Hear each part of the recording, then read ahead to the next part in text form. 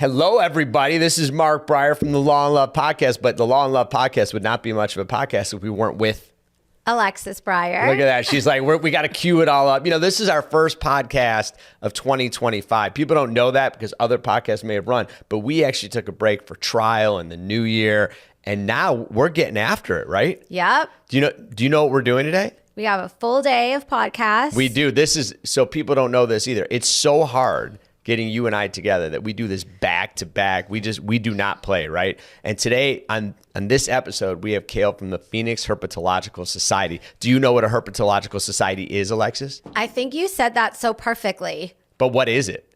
You're going to tell me right now. I don't know. I know this. I know that people who are really active in the herpetological societies of America and around the country are big fans of reptiles. They help keep reptiles alive. They help reptiles survive. They help them thrive. They make sure that these reptiles who have been around for at least 2 or 3 years, maybe millions, but a while, do the best they can. I just made all that up. We're going to find out when we bring Cale in. You know what? I have something to tell you that you probably never even knew about me. But when I was younger, you know my cousin Gary? Of course I know your cousin Gary. He has a brother named Jeffrey, and they used to have these massive reptiles, these big cages, aquariums, whatever you call them, and they had these massive reptiles. What kind of reptiles? Because there's like at least 2 or 3 kinds. Okay, well, I don't know, but I was actually around reptiles a lot as a kid. I cannot wait. We're going to get Cale on here because you're like, there were reptiles. What kind? I don't know. What do you mean you don't know? I don't know. I just know when I went to visit them, aunt, uncle, all that stuff, they had these massive reptiles. Well, how'd you know they were reptiles? I just think they were, I don't know. All right, we're going to find out more. Things that last 100 or 200 years, like, you know that. I know, but there's like, and I don't know this because it turns out. Are you cross-examining me? No, I'm not a member of the Phoenix Herpetological Society. However, just assume everything I say is right. I've already assumed it that way. But I think there's like turtles and snakes. I think like if you saw a turtle, you wouldn't think that's a reptile. I wonder what kind. You'd think that's a turtle, even though it may not be a turtle. True. So I was just like, when you had these at your cousin's house, did they look more like snakes or more like turtles? Like, what did they look like? Or you don't remember? You just they were more like long snakes, which is what I thought. Oh, they did. They're snakes. Yeah. Oh, all right. So I mean, I don't really consider, when I think of like a reptile, maybe technically turtles and stuff like that are reptiles, but my mind just goes to snakes. Yeah. So I was not cross-examining you. I was just surprised that you knew only that it was a reptile and didn't even have a guess as to the type. All right. Listen, I want you to get ready because first we're going to ask Cale a bunch of questions and then we're bringing his friends. Very exciting. You should ask him questions about the reptiles that frequent our pool or our driveway. We should do that in a minute. And we're back for the part you most wanted to see. It isn't Alexis and me. They get enough of us, I think. This is for Cale. And I want you to know something. Some people off camera, you don't know this, thought I messed up when I introduced you, Cale, was part of the Phoenix Herpetological Society. But in fact, I wasn't totally wrong, even though you're actually a part of the Phoenix Herpetological Sanctuary. Can you explain why I wasn't wrong? Because I just want Alexis and everyone off camera to know how right I was. Sure, yeah. So our parent company basically is the Phoenix Herpetological Society. So we started as a herp group that works with reptiles. And then we built up a really large reptile sanctuary, which it's a zoo. And so we call that facility the Phoenix Herpetological Sanctuary. And that's what you see on my shirt. But yeah, you're totally right. Actually, what I saw on your shirt that scared me most was Venom Manager. And I was like, that sounds like a bit much to walk around and like grab a lunch with Venom Manager on your shirt. You get a lot of reaction to that? Yeah, actually, I was just at the gas station the other day and they're like, is that really your title? And so yeah, all the time, Venom Manager.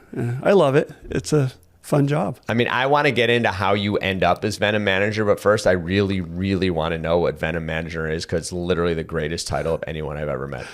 So we have a very large reptile sanctuary. It's the largest in the United States. And we actually take in reptiles from different states even. And we've been around since 2001. And I caught my first snake when I was 5. And my parents just always nurtured that. And they're like, hey, let's go get a cage. And so I just grew up thinking that was normal. My wife, of 26 years, when we first met, she's like, no, this isn't normal. but I just grew up thinking it was, because I had very, nurturing parents that way. But yeah, so I just always loved snakes.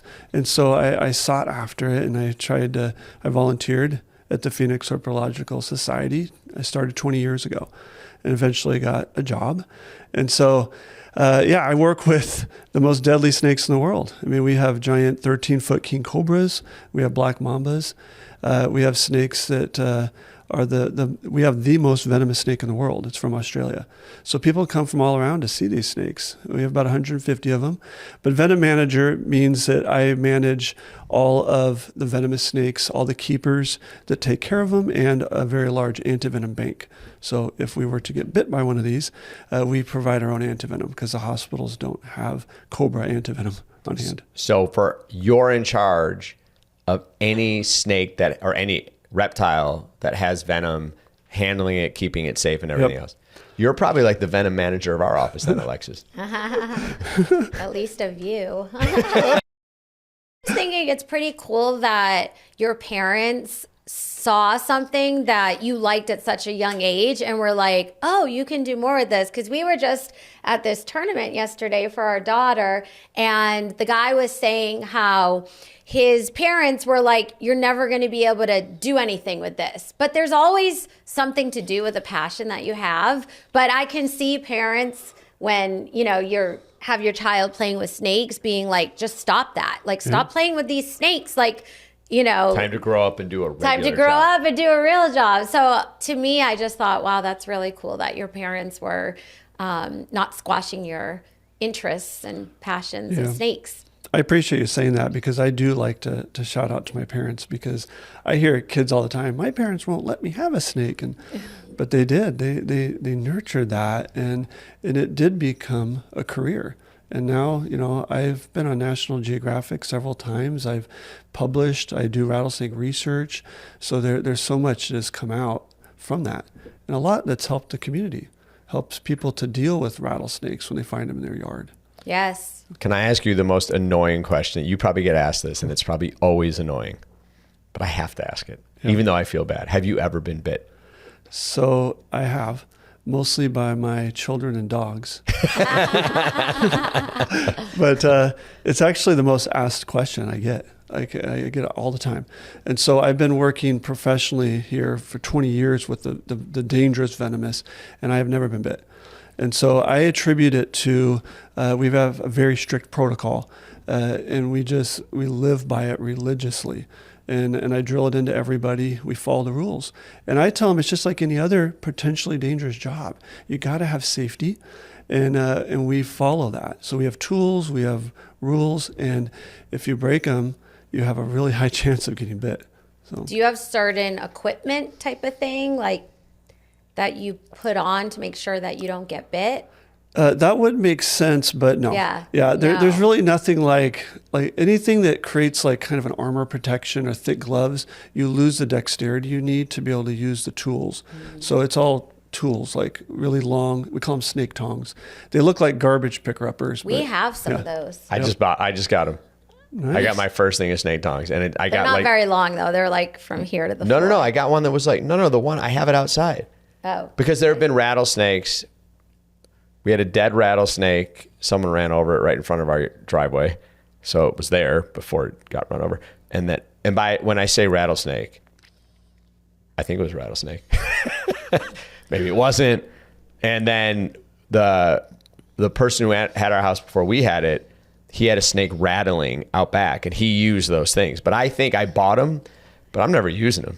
Think about like when we went to our house, this guy had the tongs. Yep. And he had this big bucket. Like, who would buy a house? It was a white bucket. Like that. I know. I'm just thinking like. It was literally like the bucket that Cale brought with him today. I know. Isn't that funny? That's what we use for. Yeah. So we actually do rattlesnake relocation training classes. I can teach you if you want. Can I just call somebody? Because I'm just not going outside. Let's hear it. Yes. So it's nice to have these tools, but you really do need to be trained. There's little tricks and stuff. But we do that. We train businesses all over the state, and that's one of my main jobs. Is I travel around and we teach people that have to move them. We teach firefighters, all kinds of organizations to be able to do this safely. And when you have that training and the tools, it's very easy to stay safe. I think the tool without the training is probably the worst combination, because you think you're safe because you got the stick. But I've seen videos, which makes me an expert. You and I are like both experts. We'll train her. And those snakes get, when they, I don't know what launch, I don't know what the word is, but my stick is not saving me if the snake, the coiled up snake attacks me, right? Like, unless I know what I'm doing. Yeah, I feel like you should just call an expert. It is, it's best to call experts to have you do it, but you can be trained. Mark really does think he is an expert when it comes to animals. For instance, the mice in our house. Mice are not reptiles, right? That's correct. They're not. Mice I'm are just not saying. reptiles. They're mammals. I was like, Mark, we need to have an expert come in to kill all these mice. No. I've got it. And he proceeded to buy the little cages so he didn't kill the mice, and then take them to an area that was like 10 miles away from our house so that they wouldn't find their way back to our house. So you might have a hard time explaining to him that you're more of an expert than You know what I did, Cale? I did not kill any of the mice. I got them all relocated to the desert, far enough that they couldn't find their way back to our house, because it turns out that you can take a mouse within 2 miles of where it started and it can find its way back, which is shocking. But in any event, Are I don't know if it's reptiles true. like that? Yeah, so I do radio tracking of rattlesnakes. So we put transmitters in them. Really? And that's something we're looking at right now. So Like tag 'em? Yeah, we tag them, and then I have an antenna so I can find them. And so we pick them up in people's yards, we take them out in the desert, and then we see if they come back or not. Do they? It's a big question. Everybody wants to know that whenever we pick them up. And it's when I walk them just across the street, you know, we're talking like just 100 feet. They come back over and over again. And I found that the sweet spot is about a half a mile. So when you take them about a half a mile or farther, they don't come back. So. That's why what we heard with the mice, I think, was like a few miles or 2 Well, the internet miles. says 2 miles, so it's got to be true. Yeah. So we went a little further because we didn't want them to come back. It worked. But I caught so many mice. It was a long story, but anyway, when I finally did, I caught so many mice, and I was so proud of myself. Meanwhile, I was so proud because I didn't kill them. Instead of doing the snap traps, I like took them out. And then someone pointed out to me, all I did was probably take them out 2 miles, put them in the desert so they could get eaten by a snake. But By one of your reptiles. right. I appreciate that. So when you've spent this much time, with venomous reptiles, you've obviously stayed interested because you've stuck with the job. What fascinates you the most? What are the things about them that you're like, this is a great thing I get to do for a living? This usually surprises people, I think, but my favorite part of working with venomous snakes is the people, like being able to help people overcome fears. Because there's so many people here in the Phoenix area that are afraid of snakes. They're afraid of rattlesnakes, for good reasons. They come in their yard, but the education aspect of being able to teach people, like something you just said earlier, rattlesnakes don't attack people. They don't attack you. It's usually fear-based. We're afraid because we know they can hurt us, but they're chickens. They actually just try to get away. So that's my favorite part. I love snakes. I love working with them, but I just love educating people and seeing people go, oh, wow, I didn't know that. And it makes them feel more comfortable living here in the desert. There's some reptile stores now. What do you think about those? So reptile stores, are really why we're in business at our sanctuaries, because people buy pets and then they can't keep them anymore. So we are a lot like the Pound or the Humane Society. People take their dogs and cats there. Well, we're reptile only. So when people can't care for their animals anymore, they come to us. So, I like pet stores. I think reptiles make good pets. But again, people need to be educated. They need to know this particular snake, if you buy it, could get 20 feet long. Sometimes that doesn't get conveyed very clearly, and then it gets 10 feet and people can't keep them anymore. And so they come to us. But people need just a little bit of education to know what is the best fit for them.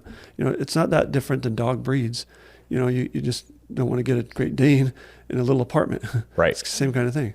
Do you have snakes as pets at home? I do. I actually do? bought Cale one. started at 5. When he was 5 years old, he had a I snake know, as a but pet. I You don't think didn't- he's got one now? I didn't know if sometimes being around them all day is I yeah. don't need them at home. So I have never not had a pet snake my whole life.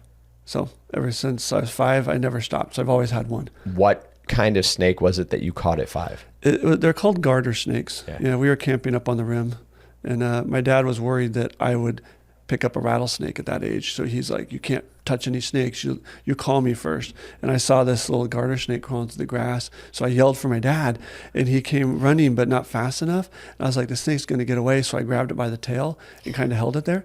And then right before he got there, I let go. And I was like, there it is. I didn't want to lose it, but I didn't want to break the rules. But he's like, yeah, it's okay to grab it. How many do you have at home? I actually only have one now. One, yeah, okay. Because I do take care of them all day. But I've usually have a few. What's your snake's name? I can show them to you right now. Oh, you have it here? Yep. What about the one at home? This is him. This is the one. At home. This is the one at home one. is now with us on the Long Love podcast. Okay. What's his name? His name is Scooby. Great name. So cute. I saw this TikTok yesterday, and it was a Scooby-Doo Halloween outfit. I thought it was so great. Yeah, it was. Who are the two characters? I can't even remember them right now. Scooby and Shaggy? No, but the other ones around them. Fred, Daphne, Velma. Yeah, Daphne and Nice, Fred. Cale. Way to come thought through. that was a good Halloween costume. That's a great. Isn't it? Can Alexis and We I could do guess that what and kind get of a snake Scooby-Doo that van. Scooby is? Sure. What kind of snake do you think that is? A kind of snake? Yeah. A boa. Oh, that was going to be my guess. Very close. But the only kind of snake that was name going to be I my know. guess. But then I was like, that's close, but not right. That would be a different kind of constrictor. So it is. It's a constrictor. They're called pythons. Oh, that's a python? Yeah, it's a python. These are called ball pythons. But I actually did name him after Scooby-Doo because he's a big chicken. He's scared of everything. But it makes him to be a good pet. So he doesn't, bite. He's never bitten anybody. Oh, so he's a constrictor. Yep. So he doesn't bite, or do constrictors bite? They do bite. Like they'll bite their mice and then they wrap around them. Oh, okay. And so they squeeze them to death. What type of constrictors are there? Like is boa? Boa like a is one. Yeah. but- Boas and pythons are the largest. Okay. So they're usually the ones that people hear about the most. Right. Yep. How old is Scooby? He is 18 years old. Oh, so you he's had fully him I've that grown. had him long? that long, yeah. Since he was Wow. a little baby. Oh. So could he take out a human? No. He could take down a rat with no trouble, but yeah, their cousins He's can very get 20 flexible. feet long. The reticulated pythons have been known to take people down.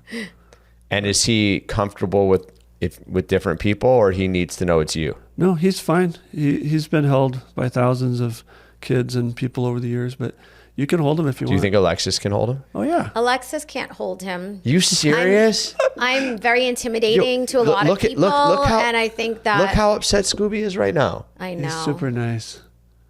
I would love to hold Scooby. Can I do that? All right, yeah.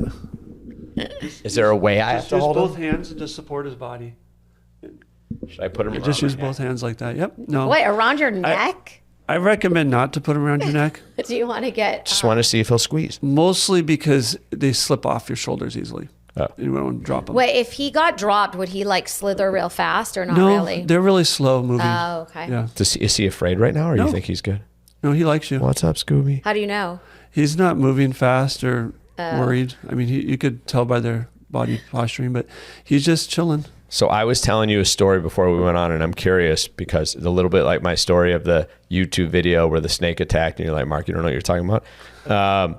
So I had, two of my still close friends back in college had big constrictors. I thought they were boas, but I might be wrong.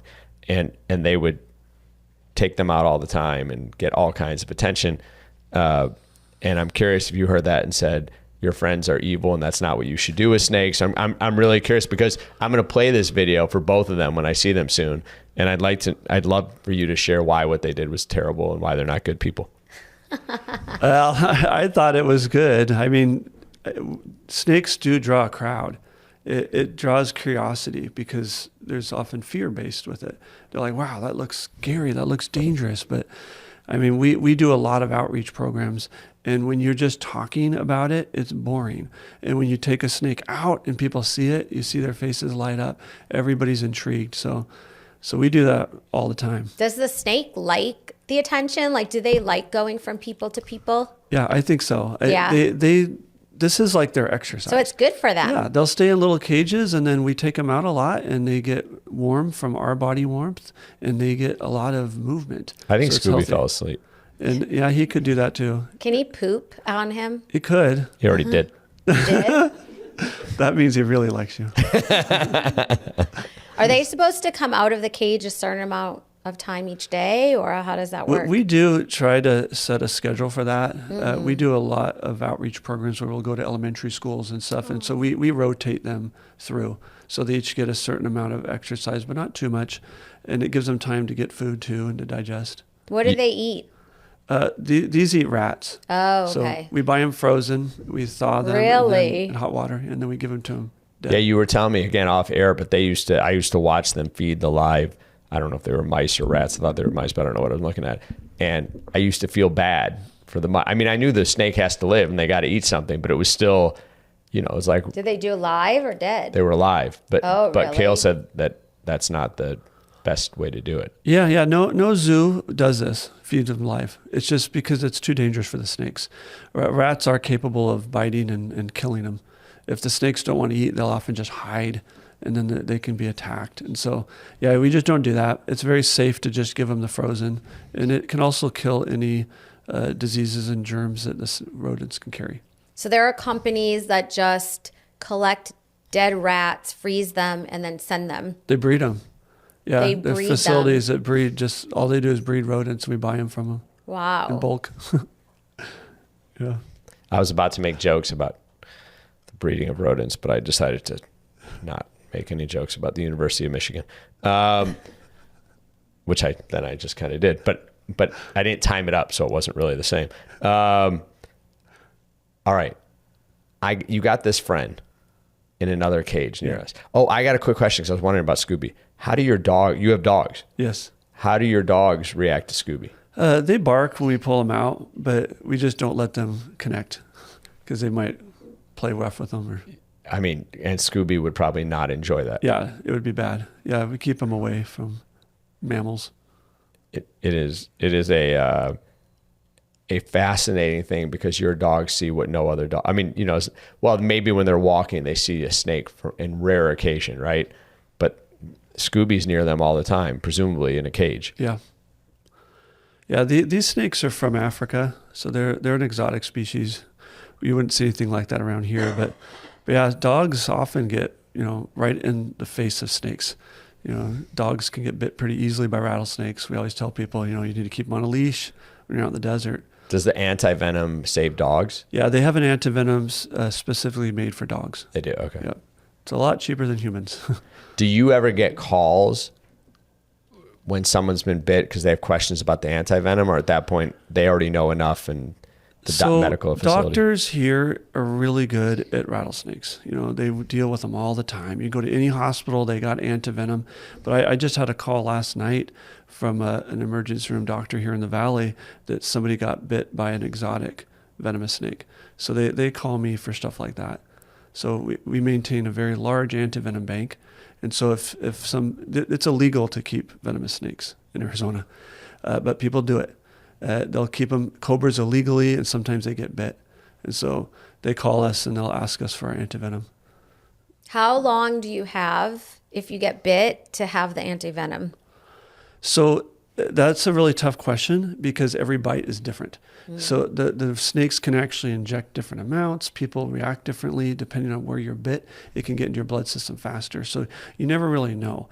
But doctors say you just got to act fast because especially with rattlesnakes, the venom actually destroys our muscles. It just causes havoc in our body, pretty much like digesting our skin, muscles and stuff. So that sounds bad, Cale. It's really bad. So if you, the doctors have told me time is tissue is what they tell people. So, you might not die right away, but you're going to be messed up. So straight 911, yep. Get to the hospital. 911 emergency, get to the hospital as quick as you can. It's the only thing. Antivenom is the only, cure for snake bites. So if the Phoenix Herpetological Sanctuary wasn't here, and that person gets bit by an exotic snake where you need a different antivenom, they might not have had access to it. Yeah. You'd have to fly it from other states. We actually had an accident at our sanctuary a few years ago. Before we had our antivenom, my boss got bit by a cobra, and it was he nearly died. So we had to have the antivenom flown from Colorado. So And that was when we were like, we need an anti-venom bank. Right. We're going to change this. Yeah. So we have it now. Should I give you Scooby back before you pull out our other friend, or they don't get along? Yeah, well, I don't pull them out at the same time. By the way, I'm curious, Cale. So when I said to Alexis, I'm like, what kind of reptile? And I said turtles. Are turtles reptiles? They are. Yeah, it usually throws people off a little bit because they're aquatic, but they are a turtle. You see that? Kingdom, phylum, class, order, family, genus, species. See that? Wow, good job. I'm basically a scientist. Did you learn that in elementary school? 8th grade, Mr. Sipes science class. I have no idea why I still remember that, and I couldn't tell you what's what, but I got the turtle right. Mark has a lot of extraneous information in his brain. I don't know if that's... Oh, look at this. All right. Oh, is that a lizard? So this is a lizard. His name is Lorenzo. We Just had gonna a support him. lizard. We did? Sparky. Oh, Sparky was this big. Sparky. But still a lizard. So this is called a He would've chuckwalla. grown. Yes. Not till that point. What kind of lizard is that, Cale? It's called a chuckwalla. So we have chuckwallas here throughout the valley. They like to live on rocks. They eat lettuce, in captivity they eat lettuce, but they're herbivores. So they'll eat plants in the wild. He's a kind that's from Baja, California, and Mexico. So they get a lot bigger than ours, but he is a very nice lizard. Who tries to get after Lorenzo? Like, who are his predators? So mostly like hawks. Anything, they sit on rocks and to get warm. And predators like a hawk will see them, and they dive down into the rocks, the chuckwallas. They'll puff up their body, and they wedge themselves in there so they can't get out. It's a strategy. So usually... What's the difference between an iguana and a lizard? So he's in the They look iguana. kind of He's in the similar. iguana family. Okay. So iguanas are just one type of lizard. Got it. So like Gila monsters would be another type. A lot of the lizards that you see around your yard are insectivores. They'll eat the bugs. These guys eat the plants. Are you going to hold Lorenzo? Lorenzo is not a snake. Can I hold Lorenzo? Yeah. So you just want to support his body like this. When he feels like he's kind of hanging, see, he'll get a little He gets scared. uncomfortable. So just support him. That's it? Just stick my hand out and grab him? Yeah, you can use both hands. Come here, Lorenzo. There you go. I like his name. He's not happy now. Oh, It's look at okay. him. He's like, ah. Look at. I wonder if the camera's picking up my fear. Listen, There you you only eat plants, dude, because I'm safe right now. But I do think I'm scaring him. No, I think No? he's just, he likes to climb. So he looks probably like wants to a- climb onto your head. Oh. I can put him on my head, Oh, Mark, no. or I can't. Okay, I've been told I can't. he would like it, but they like to climb to the top of rock piles. So So Are you saying his head's like a rock? it's an excellent point, and not too far off. So Lorenzo, what was funny? Look at Lorenzo wants my attention. Are you sure I'm not hurting him right now? 'Cause I'm supporting him, but with you he was just chill, and with me he's like, let me get after this dude. What's up, I Lorenzo? think What's up, he Zo? just wants to climb. He was in that cage and he was like looking up. Oh, look at him on the mic. Yo, You can put him up to your chest. He likes that. There you go. Oh, he's like a baby. he is trying to climb. Yep. If I let him go, he's coming. He'll just climb up on your shoulder, probably. Let's find out. You're brave. I'm good. Look, There you go. he eats He likes plants. you. He eats plants.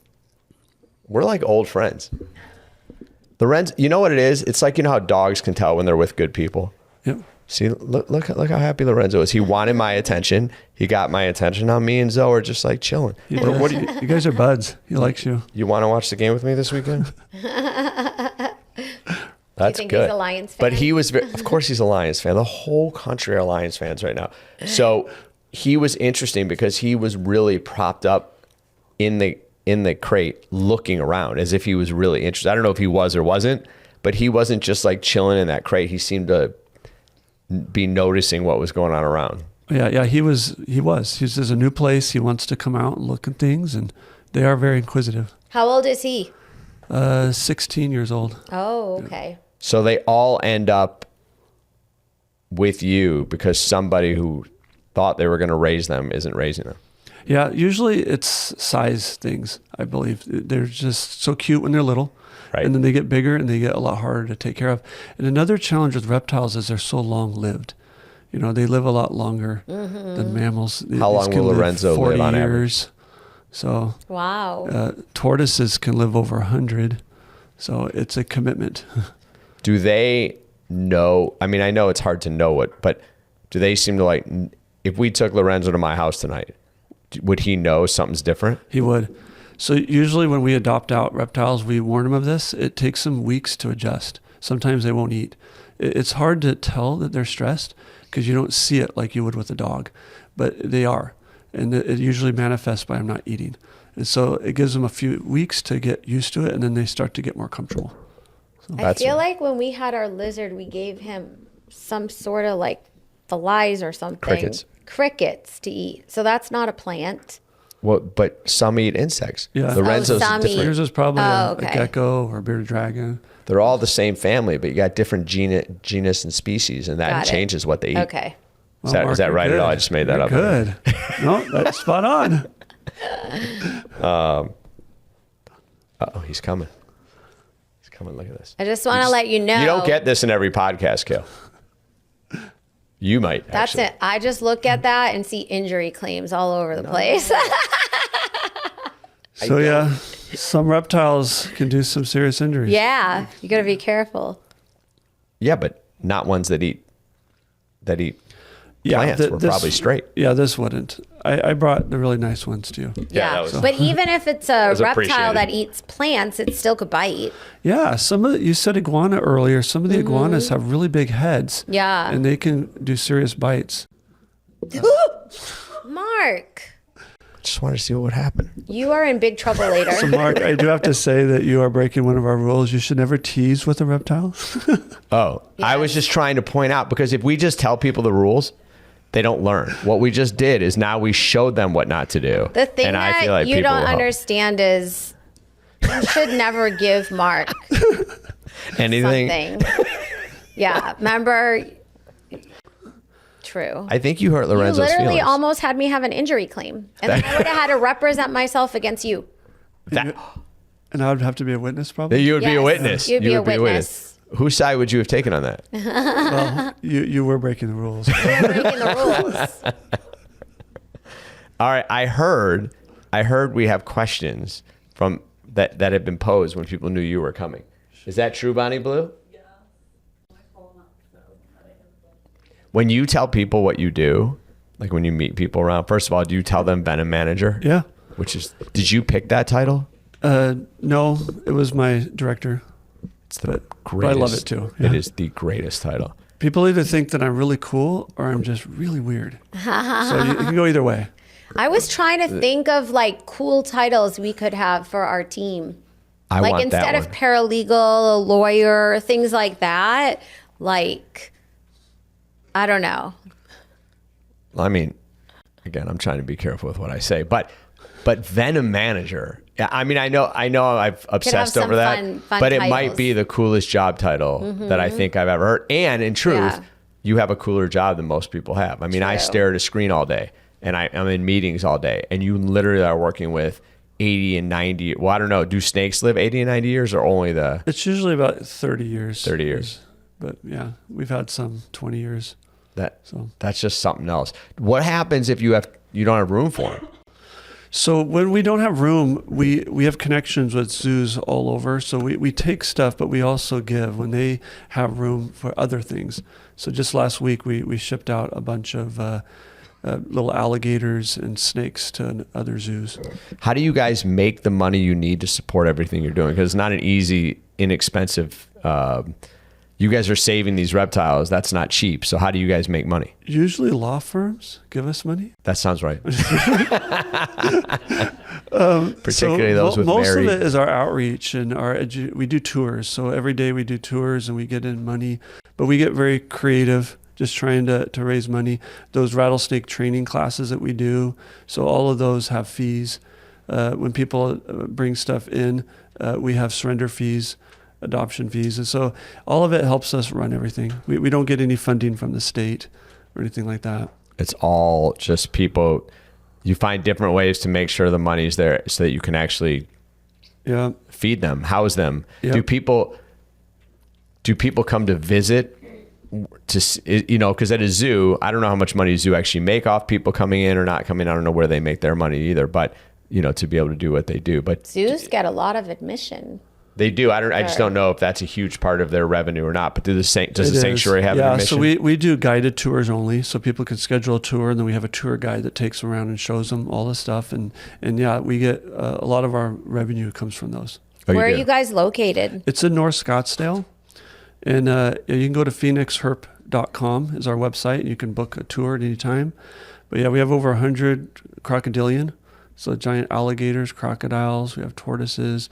You get to see a lot of range of things that most zoos don't have. Do they ever fight with each other? Party? We do could that birthday be a parties. You do birthday parties? We do lots of birthday parties. Where they go there and you show them? That's so cool. And I don't know who decided this, but whoever decided to make it phoenixherp.com was brilliant, because if it was herpetological, no one's ever getting to the site. Yeah, it's true. So, all right, we're ready. We got questions. Is it okay if I continue to hold Lorenzo? Sure, he likes you. Maybe one of the questions is for Lorenzo. We'll find out.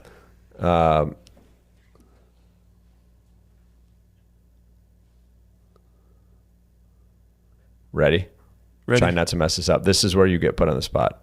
I really want a tortoise, but they're huge, so I'm not sure if that's a good idea. Do you think I should get one? So, from Melissa. Yeah, we have tortoise species. It's called sulcata tortoises. They're from Africa. They're very popular in the pet trade. They are born the size of a golf ball, and they're the cutest things. But we really counsel people that you don't want to get one of these if you don't have a lot of room. They can get up to 200 pounds, and they're the most dropped off reptile we get. So people just can't handle them when they get big. They're really big. We know some people who have them, and they keep them in their backyard. And one time, one of them got out of the backyard, and it was all over the community news. Yep, and it probably ended up here at our sanctuary. But they're not for everybody. You really do need a big yard. If you have that, a lot of grass, they'll thrive. But we actually had somebody call us once that said that they had several big sulcatas in their backyard. They were letting them dig uncontrollably. They were digging under their house. It actually cracked their foundation. What? And so, because when we got there, the whole backyard was full of dirt piles. They just didn't realize how much dirt they were really moving. And they can move a lot. And so, yeah, it ruined their house. And we ended up taking the tortoises. But yeah, they're just... You need to fill in their holes. There's a lot of work that's involved. So they can't be good pets, but they're just not the best fit for everybody. All right, I have a last question. But sometimes I say last question. It's not actually my last question, but I think it's my last question. But if someone has a son or daughter that when they're young shows a real interest in reptiles, as you did, what would you tell them to do? Would you tell them to find the herpetological sanctuary? Like, what would you do to try to help them, encourage them? Because if a kid loves basketball, it's an easier outlet. There's more places. What would you do? Because there's a good number of kids that when they're young love this and probably get steered away from it. What would you tell the parents to do? I would tell them some options that would work for them. Like, it would be good to get them a pet. Whenever I say this to the parents, the kids are like, yeah, keep going. They want me to convince them. But there are pets that are small reptiles that are easy to care for. And it can give them a, understanding if the parents are supportive about that. But I would say encourage it, because a lot of good comes from a child raising a pet. And I think reptiles are a lot easier than dogs and cats in many ways. And so you go on vacation, they're very easy because they don't need to eat all the time. So there's a lot of pluses to it. Although children are a lot easier, in my opinion, than animals. Dogs. Dogs are the hardest. Dogs. Yeah. They're hot. They are. I do agree, though. I think it gives kids responsibilities in terms of taking care of them, cleaning out the cage, making sure that they have food, all of that stuff. And our kids failed when we had the lizard. We had a babysitter at the time, and this is probably like 10 years ago maybe, and we still keep in touch with her, but she was like, I'm taking Sparky. Maria took Sparky home. Yeah, Maria took Sparky home. But at the time we had 8 kids. They were all pretty little.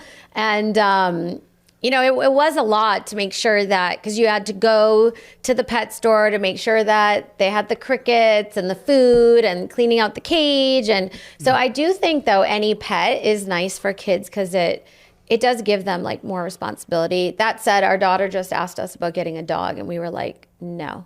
We have a dog, but Yeah. dogs, if you want to stay out an extra hour, you can't because you got to get home to the dog. Yep. But I'm guessing if you're out for an extra hour, you don't have to run home for Lorenzo. Lorenzo's chill. I'm going to tell her to start with a lizard instead of a dog. Yeah, and I have a little harness for him, and I take him out for walks in Really? the front yard. He just likes to get some That's sun. so cute. That's great. Yeah. But again, you keep them away from dogs, right? Because Yes. dogs lose their mind. Yeah, for Wait, sure. what do people look at you like when they're watching you walk that? Like that would be a Not that, viral it's Lorenzo. TikTok. Give Lorenzo a name. Lorenzo. That would literally be a viral TikTok. Can you imagine watching your neighbor have a lizard harnessed up and you're walking the lizard? Well, you just walk Lorenzo around your yard, right? Oh, yeah. And people Still, do though. double take, though. Yeah, like, What wait, that? what is And he? then they want to take photos. Oh, is that right? See? That's amazing. That's crazy. Well, thank you for joining us. That's pretty cool. What a great and interesting thing you choose to do for a living, because I don't think I've ever met anybody. I've met people who had snakes. I've met people who love snakes, but you're the first person I've ever met who is a venom manager who, in effect, helps save lives. I don't know who you got that venom for that had the exotic snake, but what you did for him or her may well have saved his or her life or muscle or whatever else you did. I mean, it's a very cool thing that you get to do. Thank you. Thanks for having me. This has Thanks been for really fun. Yes, and tell the camera. I know you said it again while we were talking, like your name and your website and stuff like that. But I think, do we want them to? If people love this and they connect to you and they're like, Yes. this is so cool, and I want to help the Phoenix Herpetological Society, if you tell that camera right there in the middle, Sure. they want to know. And by the way, I'm keeping Lorenzo. Me and him are boys. No. Yeah, thank you. Yeah, our website is phoenixherp.com. It's a Phoenix Herpetological Sanctuary, and any help, even doing a tour helps us raise money to keep doing what we're doing. So thank you.